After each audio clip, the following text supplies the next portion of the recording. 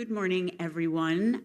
To all of those that are watching virtually, I think across Canada, across the US, into Europe, into Australia, South America. Welcome, everyone, at whatever time of day it is. We're really glad you can join us. We have a fantastic program today. And I just, sorry, it's 2 hours of sleep. So we're just going to start with our year in review. Great. So for those of you that don't know us, my name is Katy, and this is Teresa. And I'm Teresa. And how this organization started was actually very organically. So back in 2011, I was diagnosed with stomach cancer. I was 21 years old. And at that time, there was no organization such as this in Canada. By the time I had completed my treatment, which included a total gastrectomy, or the removal of my entire stomach, chemotherapy, and radiation, I felt that there was a need for support. And I reached out online and met this lovely woman who at the time was also just going through this diagnosis. And together, we felt that there was a need for this in Canada, and we started to become each other's support structure. And from this, My Gut Feeling was born. So today, we just wanted to say thank you so much to everyone for coming. Thank you to those of you online. Jamaica, how many are live currently? Woo! 100. Okay, so thank you to 100 that woke up at this time zone, and we'll see the next 100. And we'll get the show started. All right. Sorry, is it working?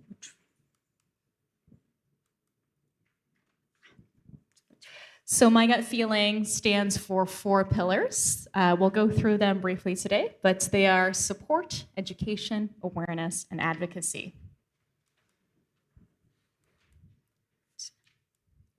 Oh, there we go. We couldn't do the work we do without our board of directors. Katy and I, of course, who are the two of the 3 survivors. Emma, Ramin, and Ramandeep are caregivers. Dr. Christine Bresden-Masley sits on our board of directors, and Lena also sits on our board of directors, and she is she's coming in later.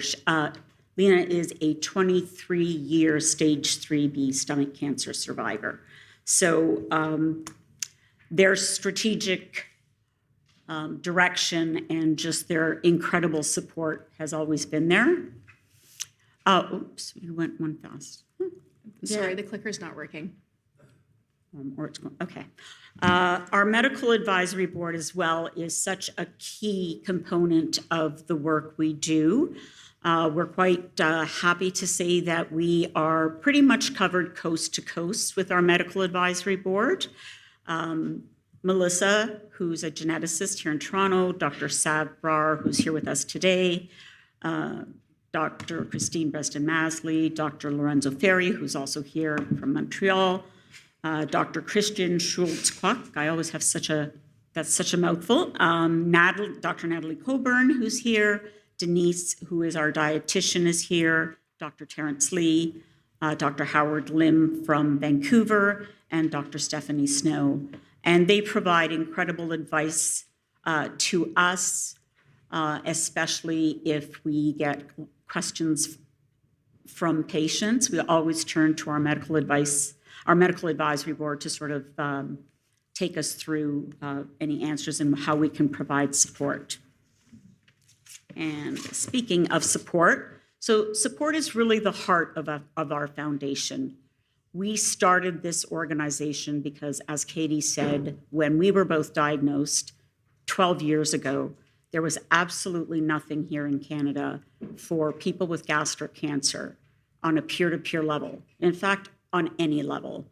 And so it was really, really hard, and anyone that we reached out to after a few months wasn't there. So we were really lucky to find each other. We were really lucky that we were surviving.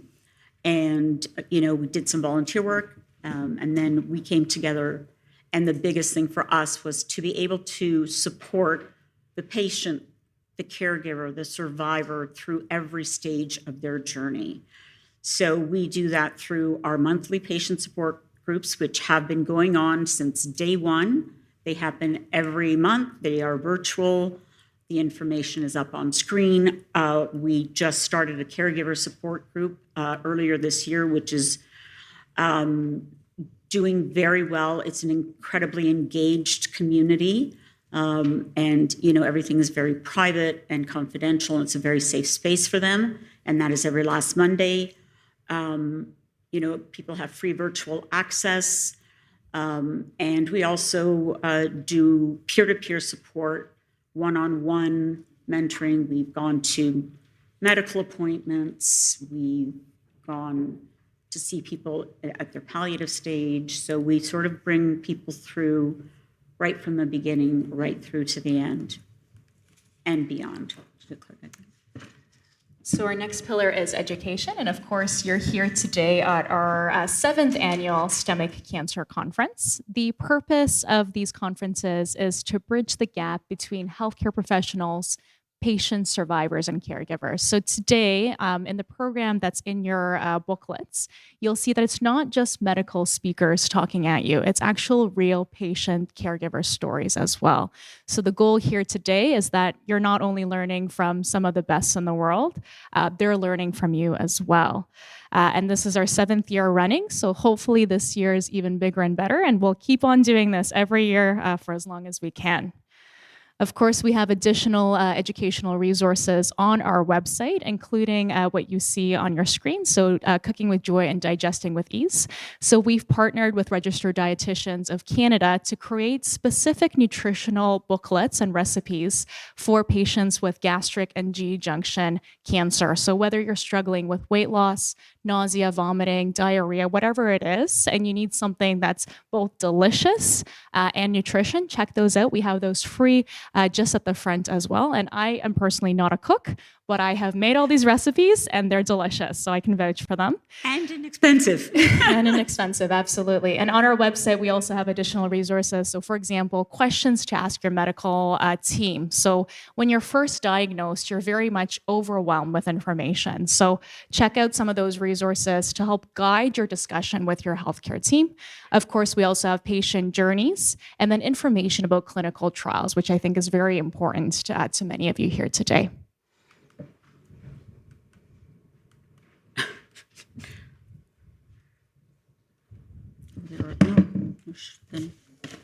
Okay. So awareness is another big part of the work that we do. And Awareness Day has actually been one of our biggest initiatives, which we started in 2017 with only about 6 sites being kind enough to light up for us across Canada. And we were so thrilled back then thinking, wow, we've got 6 sites.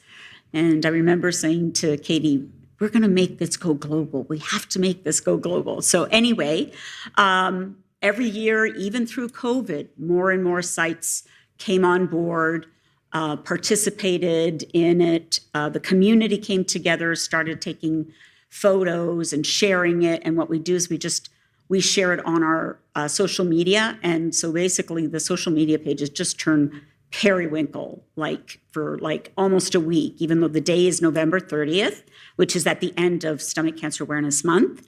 And then last year, we kind of broke out internationally beyond North America. And we went to 42 sites, and we had sites in Italy. We had the Leaning Tower of Pisa. We had sites in the UK. So that was the beginning of it.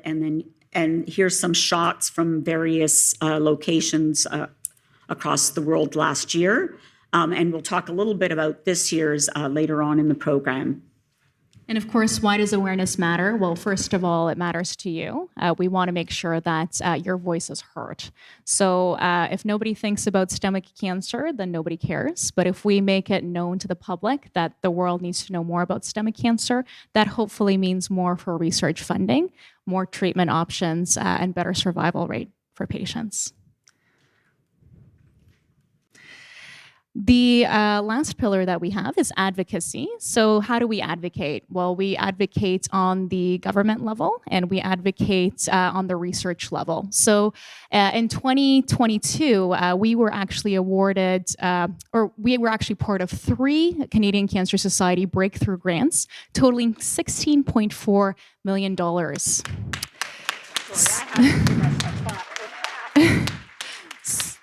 So a lot of our speakers today, they are leaders on these grants. So you'll hear from Dr. Trevor Pugh, as well as Dr. Lorenzo Ferri about the research that we will be doing. But this is just the tip of the iceberg. So we work a lot with researchers on CIHR grants and other research to ensure that the patient voice is heard in research. Because what's the point of doing research if it's not going to benefit patients? The other thing that we do is we advocate on the government level. So some of you might have heard of the Pan-Canadian Oncology Drug Review. So what this means is before some of the cancer drugs are approved in Canada, it has to go through a very stringent review process.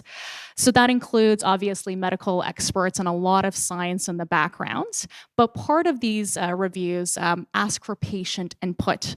So My Gut Feeling has actually helped with 4 of these submissions for some of the cancer drugs that are used today in Canada. So the reason that nivolumab and pembrolizumab is funded for gastric cancer partially is because of My Gut Feeling. The other thing that we do is we advocate in conferences. So for example, recently the Upper GI Congress in Montreal, International Gastric Cancer Congress in Japan. I could list them all. They're on the screen there. We do a lot, guys. That's yours. And lastly, what you'll know, because it is November, it is Stomach Cancer Awareness Month, and November 30th will be Stomach Cancer Awareness Day.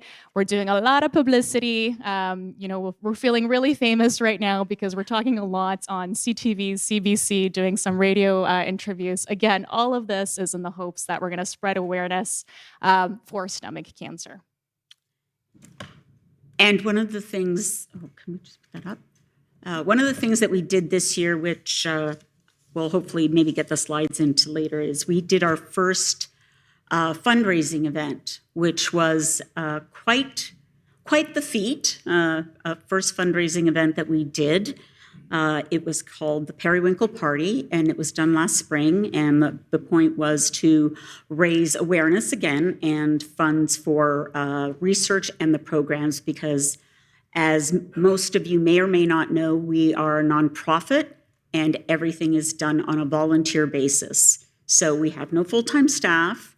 We do bring in great consultants and providers for events like this, but we are volunteers, and ourselves as volunteers, and our board as volunteers.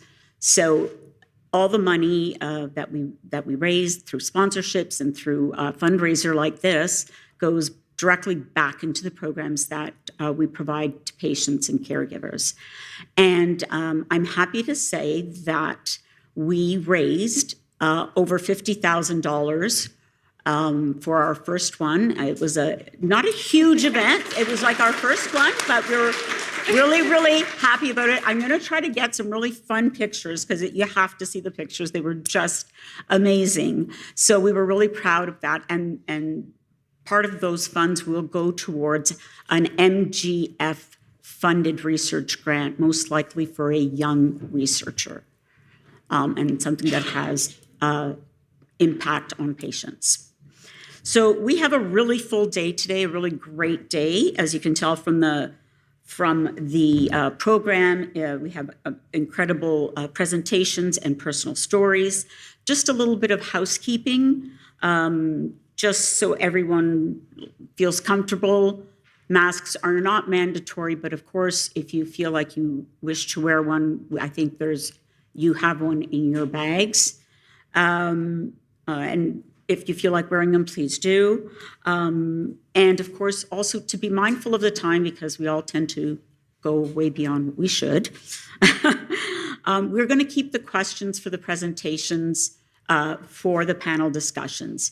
If by some miracle the presenters are on time or early. We'll try to fit 1 or 2 questions in, but otherwise we'll do like a 45-minute panel discussion after each session.